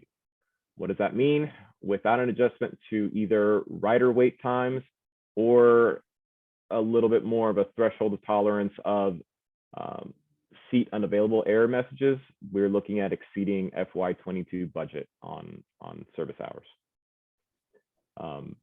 And the reason we're not prepared to define how much that is we typically will have a pretty significant downturn in the summer, depending on students and their migration home, like geese. But we'll have to come back and really monitor that closely. There's really 3 variables. It's wait time, it's how many drivers are available, and how many passengers are actually carrying per vehicle. And as we've explained before, the issue with the efficiency is we're not carrying those 5 folks because originally we thought most of those people would be carried during business hours. They're all kind of going in the same direction. So you'd carry more people per vehicle. So that's the inefficiency that we're seeing, and ultimately that drives cost. So we'll need to kind of get into the summer months and see how much that ridership drop off affects the number of operators that are required to be in service to deliver the demand or to satiate the demand. And I think with that said, Raymond touched on my last 2 points. So I am open to any questions on this item. Questions from anybody on the board? Okay, Connie? I'm sorry, I'm going back to the dashboard, and it relates to the trending, but if I understand correctly, the average times and the request disposition, those are from the start of service. Is that correct? Correct. All data that comes on that dashboard are from the beginning of service launch. And I would say, I would be concerned that those 2 sets of measurements to me become not very meaningful as you keep adding. So a change is going to be very hard to discern because it's built into an average of such a larger number. I think that we need to think about maybe showing the total and the current month, but something, because I don't think you're going to be able to see what's happening by looking at the total number from the start of service. We'll break out a dashboard view that's monthly. And this dashboard is really just a this particular screen grab is just a static screen grab of that consolidated data. In reality, any type of dashboard that we present to the public or available for the board for manipulation would give you the ability to filter out and kind of change what you're looking at so that you can actually look for the data that the UB. For the board, Javier, we can provide another slide that shows monthly or the latest month. Sure, we can do that as well. Thank you. Thank you. Do you have any other questions from anybody? Alternate, et cetera. All right. Seeing none. Thank you, Javier. Thank you. So let's now just jump over to number 8, the next one. Discuss amendment number 4 to VIA task order number 1 or VIA to provide customer service for GoZone. That's Javier. Can't get rid of me yet. The purpose of this item is to discuss an amendment to VIA's task order number 1 for VIA to continue providing customer support for GoZone service. Next slide, please. A little backstory on how customers unfolded since service launch. Initially, GoZone customer service was handled by NTMC customer service staff. Customer support for service hours outside of regular NTMC staffing hours was provided by VIA by the means of amendment number 3 to the task order. We found after this that existing staff levels are not capable of handling GoZone call volumes when added on top of fixed route, paratransit, and rail service customer service with the current staff that we have at NTMC's call center. After service launch, October, once we found that staff wasn't able to carry on all those calls, VIA stepped in and provided customer service to DCTA for GoZone service at no charge from their call centers. And that service, they agreed to that up until March of 22 with no cost. But at this point, a pricing proposal was given to DCTA to amend the task order to provide customer service until the end of FY22. Next slide, please.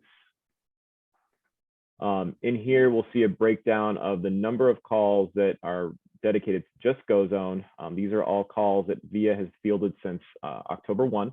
Number of 12,246 calls, average wait time of 55 seconds, and then a breakdown of the types of calls. You'll see that surprisingly, 59% of the call-ins are actually booking a ride. So anyone really expected that many folks to be calling in to book a ride, but that's what it's turned out to be. Other than that, the other major ones are going to be checking their ETA, issues with their accounts, service questions, live rides. To continue providing this GoZone support, we're looking at a fee of $35,000 per month. For the remaining 7 months of the year, we're looking at $1,000 additional dollars that we'll need to be able to continue for VIA to continue providing the service. And of course, annualized out moving forward after FY22, we'll be looking at $420,000 per year. As far as what this support contract holds, it takes care of phone and email support for all GoZone service hours during regular business hours, as well as anytime GoZone is operating. So, any questions on things? Javier, this is Raymond. Can you share some of the statistics on our existing staff? They currently support bus, rail, and access services. Like how many folks we have and call volume, yes, just to give some context, please. Yes, of course. We have 4 dedicated customer service representatives that handle fixed route, rail, and then we have 2 additional individuals that are schedulers for paratransit, as well as an individual that supports that scheduler. So those 2 individuals will sometimes take overflow calls, but primarily we have 4, and that doesn't mean they're all at the same time. There's morning shift, evening shift, and there's some overlap in the middle. As far as number of calls per month, just supporting fixed route and paratransit and rail services, they look at about 3,200 calls or so per month over the past couple of months. When you compare this to about the 4,000 or so that VIA is taking over for GoZone, you can see that it's a significant jump if you add GoZone calls on top of NTMC staff's current load.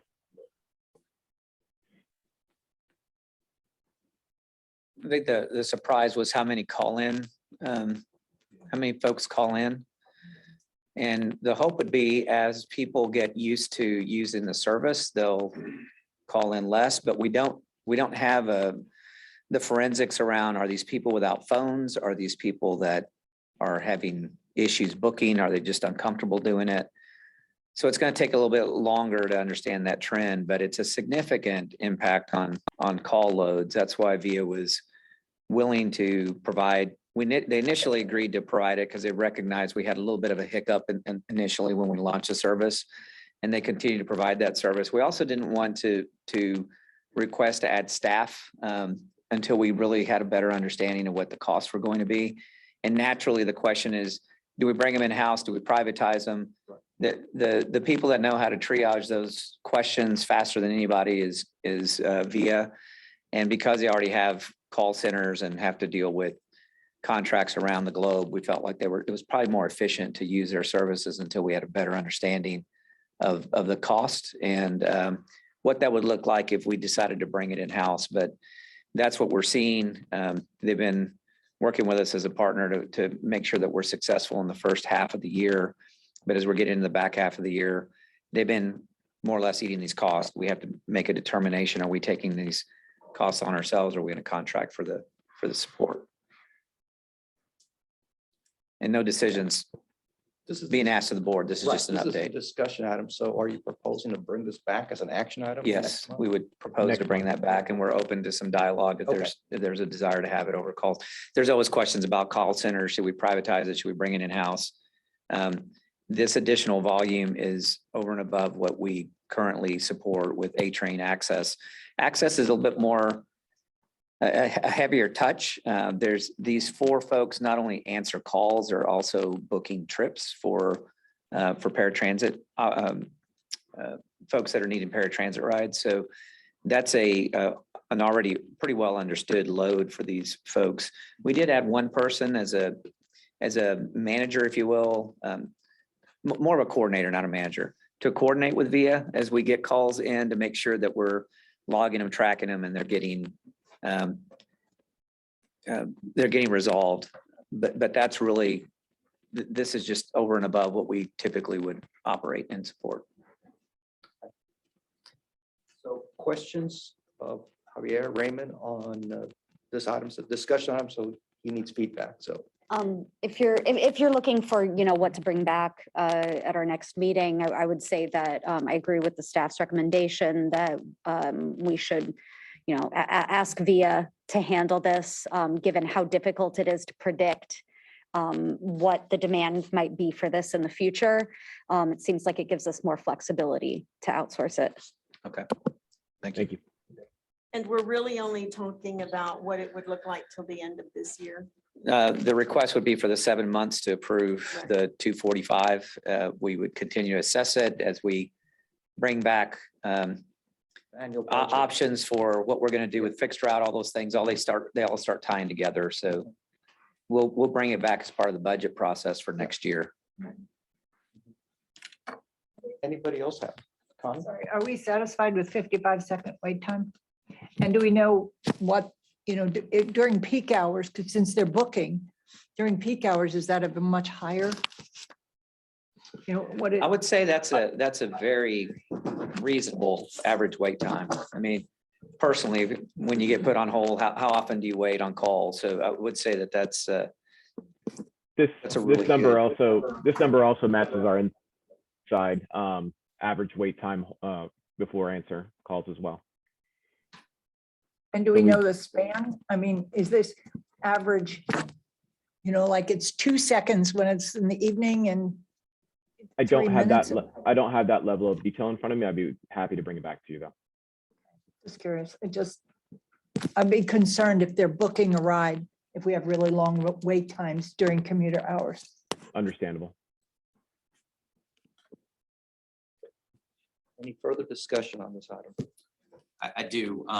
Javier, I only spent 10 years of my life working on call flow, so smack me if I get in the weeds. Tell me how this works today. If I have an issue, I just call one number, correct?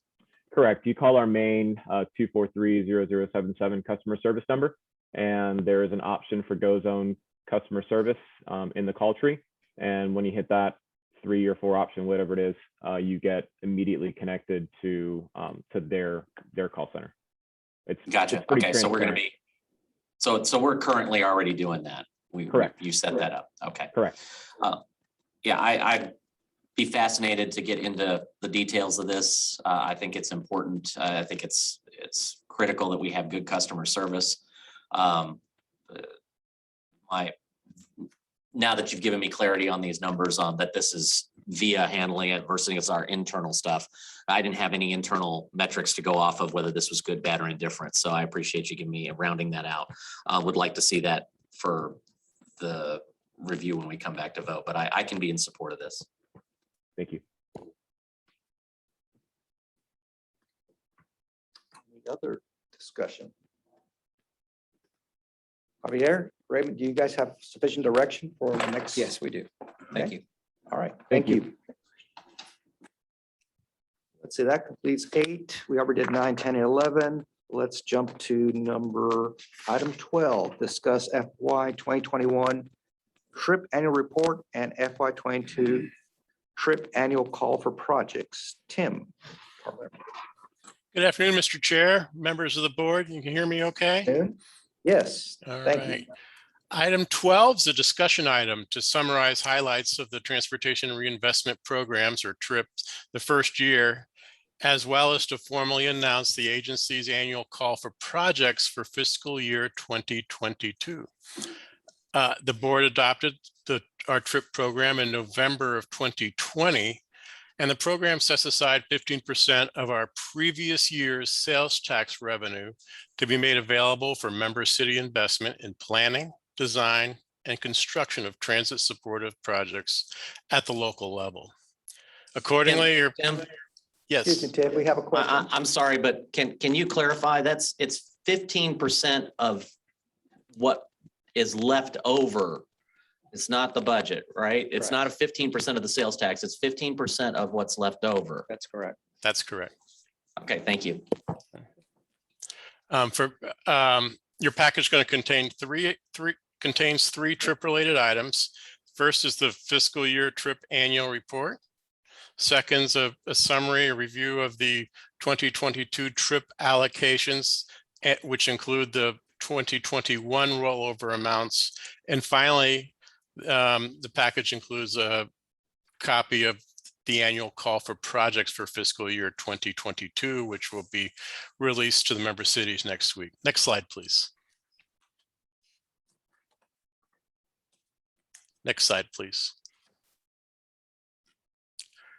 Fiscal year 2021, we had 10 grants totaling over $5.3 million authorized, all of which serve their intended function of enhancing access to DCTA's transit services. 6 in Denton, 3 in Louisville, 2 of which are associated with our rail trail project, and 1 is a streetscape project and sidewalk construction in Highland Village. Of the fiscal year 2021 allocation, over $2.2 million are rolled over into fiscal year 2022. Next slide, please. Here's the 2022 funding levels by member city. $100,000 of the $7.1 million identified for project administration. Application of the rollover amount to the $7 million comes to about approximately $9.2 million available to member cities in fiscal year 2022. Next slide, please. Your package, as stated, includes our call for projects document, which is going to go out to local government officials. And these are the key dates. May 2nd, the applications are due. We'll complete our reviews and they'll be presented to the board for consideration at the June board meeting. And I'll be happy to work with your public works officials and planning officials to help them prepare or identify eligible projects as we go forward during the open application period. If there's any questions, I'll stay on to address them. Thank you, Tim. Board members, are any questions for Mr. Palermo? Yes. Mr. Stevens. No question, but a couple of comments. First, I would like to thank DCTA and the board for adopting this program. It's a tremendous benefit to the cities and really transit overall in Denton County, which is certainly the goal of that. So thank you for that. I do want to thank Tim for his assistance. I've never filled out an application so easy for hundreds of thousands of dollars. So that is great. Long term, though, I would want to mention, because we are, with the advent of Go Zone, the access to transit facilities changes a little bit. There's really not the need for accesses to bus stops in Louisville anymore. So some of those things will change, but even then, when you're talking about accessibility and sidewalks, that in my mind is still very important when you have Go Zone. If you want to take a Go Zone to one spot in the city and there's not an adequate sidewalk to get you somewhere else, you're gonna have to call Go Zone again, take another ride. If there's adequate pedestrian ways, you can go to one spot, you can walk to the other spot, then call your Go Zone to be picked up. So I do want to make sure as this progresses that we keep those kind of things in mind, because transit certainly is changing. And even then, as I mentioned, the sidewalks and those pathways are still a benefit to Go Zone. That's good. Thank you. Good points. That's an excellent point. Every transit trip begins and ends with a walk, regardless of mode. Tim, just a quick data. I don't know if you have these numbers available to you, but do you know what the sales tax collections by member city were this past year? This past year, can we go back one slide?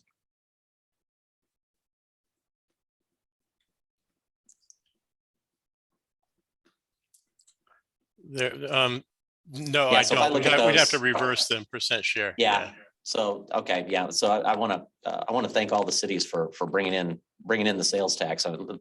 Working those numbers back, it's about 12.8 million from Louisville, about 10.8 from Denton, and about 1.1 from Highland Village. So really appreciate all the cities being out there. And I wanted to piggyback on the comment. I wanted to thank Chris Watts, because it was really he spearheaded getting this program reinstated, because he knew there was a deficit of sidewalks and challenges in his city, and he wanted to see a way to get that, and make sure that happens. So other than that, great stuff, and I'm excited to see the trip program continue, but I do think that we are kind of in the heyday, because we've got a lot of capital expenses we need to look at from the A train. So we'll have to be careful on that. Thank The board you. members, questions, comments? Seeing none. Thank you, Tim. Great presentation. Welcome. Okay, the item 13 is discuss local and regional transportation updates and legislative issues. On the regional transportation side, I know Director Costas is our board rep, and they had I happened to listen in on that, so I'd like to hear her thoughts on that. That was a good meeting. So Chair, if you don't mind, I have DRMC pulled up first. Okay, and go then ahead. I'll do that. So what I was able to share at our DRMC meeting was ridership, and how with the Go Zone and fixed route service together, DCTA, we were exceeding the pre-pandemic ridership levels. We discussed the recent service modifications, and then we discussed Castle Hills expansion and how that came on January 19th. And then finally, I spoke of our joint rail operations and maintenance facility. Since DART gives a report, actually Aaron gave it that day. We just really wanted to let people know, and I think Mr. Morris is happy that the agencies are working together to do what we need regionally. So we talked about both parties being committed to work long-term. And then as far as our RTC meeting, one of the things that we addressed was, I'm sorry, I'm pulling this up. So there was a transit study. I don't know if that's specifically what you were talking Collin about. County Transit Study? Yes. Yes, that's the one I saw. Yeah, I love this because we let the county of Denton let Dallas and Tarrant and Collin be the guinea pigs of this study. And so So COG recently completed their 3 transit studies. So we're, DCTA is actually ready, will be next. And it looks like one of the things that they're looking at for Collin County, and we work closely with Collin County as well, is their micro transit on demand as well. And who will provide that service and how the service will be paid, et cetera. And then they will, as I said, soon embark now with Denton. So this will likely set things for how our study is going to go. And so we look forward to that. Okay. That was a Yeah, big that was, highlight for that was, yeah, that, I enjoyed that. Very that- excited about that. And yeah, that we're next, so. Raymond, do you have anything else on? Not on this item. On this item, okay. So that concludes item 13, informational reports. Monthly, we have the monthly financial reports. And do we need, to me, I want to just read these for the sake of our viewing Yes. audience. Monthly financial reports, packet pages 315 to 321. Item 2 is rideship trends and rail trail utilization reports, package 322 through 338. Item 3 is Capital Edge Federal Legislative Briefing. We have a memo on page 339, 340. And request for proposals, RFP 22-01 commuter van pool. Memos on page 341, and then the back of information goes all the way to package page 423. Any questions on any of the informational stuff? Seeing none, now we get into future agenda items and board member requests. So Yes. we have a. I would like to make a request. Yes. Board member request. That we place an item on the agenda for the March 24th board meeting to set a new date for our strategic retreat. Board workshop and retreat. Okay. Great. Any other board members' requests? And I have one, I don't know if it's. I don't know if it's a new document or if y'all have one that I could just take a look at. A list of all of our contracts, and their expiration term, spreadsheet listing of all of our contracts. What are they for? Just who are they with? And then the expiration, and y'all may already have that, Raymond, I don't know, but if not, could they compile one? Thank you. Put that as an item. Just an informational request, if they have it, but I'd love for them to send it out to the board. That'd be Send great. it out to the entire board. That'd be great. It doesn't have to be an agenda item. Any other board member requests? Yes, Vice Chair. And I know these are on the agenda, but I think a part of this is just a reset in my head as well. I would like to make sure that we're looking at the A-train optimization study updates. I know Paul had mentioned that those were in process, so I'm not sure when we can get those on the calendar. But that's really big for this year in my head, is getting our heads wrapped around A-train and how and what is required to get that to be a much more functional service. I'd like to have some discussion on extending the A-train down to the Silver Line. I think that's really important with the agreement that we're having with DART because we've got to deal with that Class 4 track upgrade. And I don't want to double spend if I don't have to. So we really get serious about wrapping our heads around that. I would like an update on the bus operation outsourcing with Trinity Metro. And we talked about the bus operations management calendar earlier today. So that's what I got. Thank you. I'm glad you brought up the issue with the extension to the Silver Line, because I was under, and I'll just tag along on that request, because I knew one time we had discussed that possibly the COG would be willing to pay for or was willing to fund upgrading from class 2 to class 4. So I think as I we get believe an that was a update, conversation that DART had with the COG. it's Yes. probably then time for DCTA to have that conversation with COG. And it was too. just the track. It wasn't all the signal systems and everything Well, else. yeah, that's a different conversation. I get that. I also Mhm. would be hesitant to pull the trigger on, you only get so many swings at the cog pinata, right? That it kind of circles back around. So I wouldn't want to put the ask on Silver Line if we had a bigger ask on Corinth. Well, where I was going with that is we get one crack at this. So Right. we need to, and that may be something that has to be discussed in the strategic workshop. Or we kind of kick around, bringing these all together and then go with one ask. And Paul is putting together a comprehensive, here are all the different components of what it's going to take to get to Carrollton, the impact of Corinth, positive train control, upgrades of class 4, and looking at the timing of all of those different projects so that we can hopefully, to your point, describe this as one funding opportunity for DCTA. And if it makes sense, at least we can phase it out into different finite pieces.